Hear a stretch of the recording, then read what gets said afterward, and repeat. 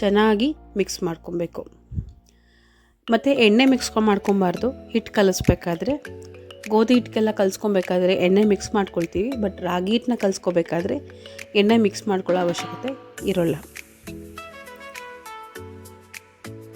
ತುಂಬ ಬಿಸಿ ಇರುತ್ತೆ. ಯಾವುದಾದ್ರೂ ಒಂದು ಈ ರೀತಿ ತೊಗೊಂಡು ಅಲ್ಲೇ ಕಡ್ಡಿಲು ಯಾವ್ದಾದ್ರೂ ನೀವು ಮಿಕ್ಸ್ ಮಾಡ್ಕೊಳ್ಳಿ.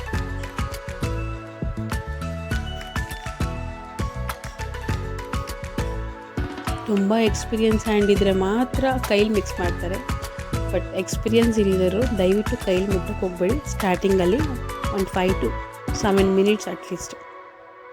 ಅದಾದಮೇಲೆ ಈ ರೀತಿ ರೊಟ್ಟಿನ ಪೇಪರ್ ಸಿಗುತ್ತೆ, ಅಥವಾ ಕೆಲವರು ಎಣ್ಣೆ ಇದರಲ್ಲಿ ಸಹ ಮಾಡ್ಕೊಬೋದು. ಈಗ ನಾವು ಎಣ್ಣೆ ತೊಗೊಳ್ತೀವಲ್ಲ, ಅದರದ್ದು ಕವರ್ ಕೂಡ ಕಟ್ ಮಾಡಿಕೊಂಡು ಅದರೆಲ್ಲ ಆಫ್ ಮಾಡ್ಕೊಬೋದು. ಇದು ರೊಟ್ಟಿ ಕವರ್ ಅಂತಲೇ ಬರುತ್ತೆ, ಮತ್ತು ತೆಳು ಚೆನ್ನಾಗಿ ಬರುತ್ತೆ.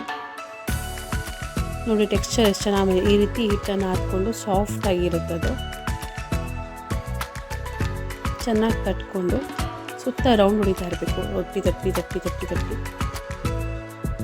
ನೋಡ್ಕೊಬೇಕು ರೌಂಡ್ ಯಾವ ರೀತಿ ಬಂದಿದೆ ಅಂತ, ಚೆನ್ನಾಗೋದ್ರಿಂದ. ಈಗ ಅದಕ್ಕೆ ಸ್ವಲ್ಪ ಎಳ್ಳನ್ನು ಹಾಕ್ಕೊಂಡು ಹಾಗೆ ಮೇಲೆ ಹಾಕ್ಬಿಟ್ಟು ಸ್ವಲ್ಪ ಹಾಗೆ ಸುಮ್ಮನೆ ಜಸ್ಟ್ ಪ್ರೆಸ್ ಮಾಡಿದ್ರೆ ಕೈಲಿ ಸಾಕು. ಈಗ ಕಾದಿರೋ ಹೆಂಚಿನ ಮೇಲೆ ರಾಗಿ ರೊಟ್ಟಿನ ಹುಷಾರಾಗಿ ಹಾಕ್ಕೊಬೇಕು.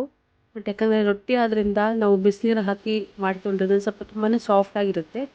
ಈ ರೀತಿ ಸ್ವಲ್ಪ ಅಲ್ಲೇ ಅಡ್ಜಸ್ಟ್ ಮಾಡಬೇಕಾಗತ್ತೆ ಗ್ಯಾಪ್ಸ್ನ.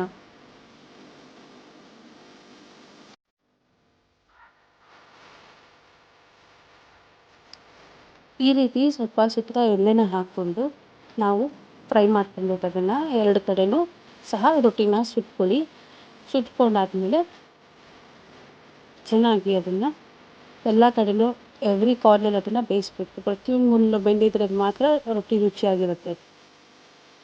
ಈ ರಾಗಿ ರೊಟ್ಟಿ ರೆಡಿಯಾಗಿದೆ. ಈಗ ಸವಿಯಲು ಸಿದ್ಧ. ಬೆಣ್ಣೆ ಮತ್ತು ಕಾಯಿ ಚಟ್ನಿ ಜೊತೆ ಸವಿತಾ ಇದ್ರೆ ಒಳ್ಳೆ ಟೇಸ್ಟ್ ಇರುತ್ತೆ. ಪದೇ ಮಾಡ್ಕೊಂಡು ತಿನ್ನೋಣ ಅನಿಸುತ್ತೆ. ವಾರಕ್ಕೊಮ್ಮೆ ಮಾಡ್ಕೊಂಡು ತಿಂದರೆ ನಿಮ್ಮ ಆರೋಗ್ಯನೂ ಚೆನ್ನಾಗಿರುತ್ತೆ.